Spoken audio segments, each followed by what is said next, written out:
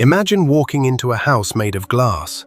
Every wall is transparent, and every reflection might be something watching you. You take a step, a shadow moves, but it isn't yours. The air tightens, like the walls themselves are breathing. Now imagine all of that, live, at Halloween Horror Nights. Tonight on Midnight Mysteries 20, we're diving into why Universal needs to bring 13 ghosts to HHN, and why the right moment might finally be coming. Welcome back, night travelers. Let's get into it. 13 Ghosts, the 2001 cult classic, has something most horror films don't: a world built for a haunted attraction. A house that's literally a labyrinth of glass, walls etched with glowing Latin spells, doors that slam shut on their own, corridors where something is always moving just out of sight, and 13 fully designed practical effects monsters, each with their own lore, their own appearance, their own way of stalking you. The Jackal, the Hammer, the Juggernaut, the Angry Princess, the Torn Prince, the Pilgrimess, and the list goes on. Tell me that doesn't sound like an HHN blueprint just begging to happen.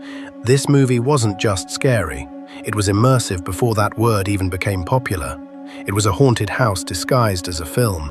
Let's talk about why a HHN house based on this movie would absolutely explode.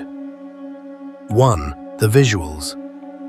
Glass corridors, reflections, Latin glyphs glowing in the dark. That's visual eye candy made for HHN lighting, projections, and scenic design. 2. The characters. Each ghost is its own mini-boss, its own scare zone, its own moment. Universal loves variety, and 13 Ghosts hands it to them on a silver platter.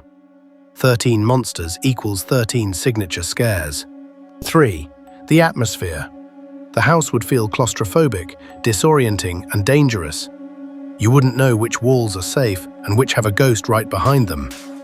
This wouldn't just be a walk-through house, it would feel like a trap. And let's be honest, a 13 Ghosts house would instantly become one of the most talked about houses the moment it's announced. So why hasn't Universal done it? If this IP is so perfect, what's the problem? The answer is 3 things: licensing, budget, and timing. Licensing. 13 Ghosts is owned by Warner Brothers. Universal can't touch it unless WB approves the deal.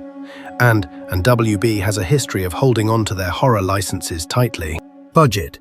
To do this house right, Universal would need glass-style corridors, mirror illusions, glowing spell inscriptions, dozens of unique scare actors, and special lighting.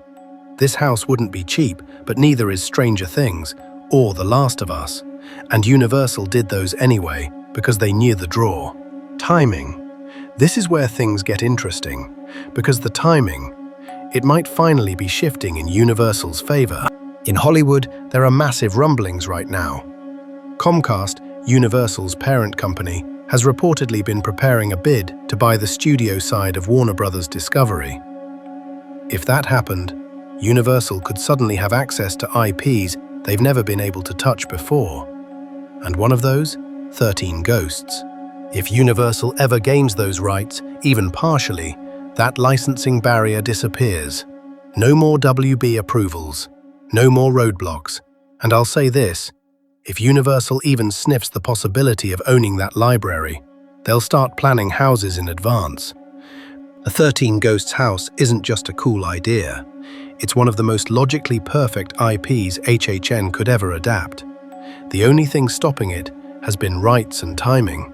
But if those rights loosen, if Universal and Warner merge, collaborate, or exchange licenses, the fans need to be ready, because this house is the one that could become legend. So what do you think?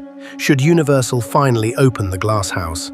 Drop your thoughts in the comments, hit that like button, and subscribe for more deep dive horror storytelling. This is Midnight Mysteries 20, signing off.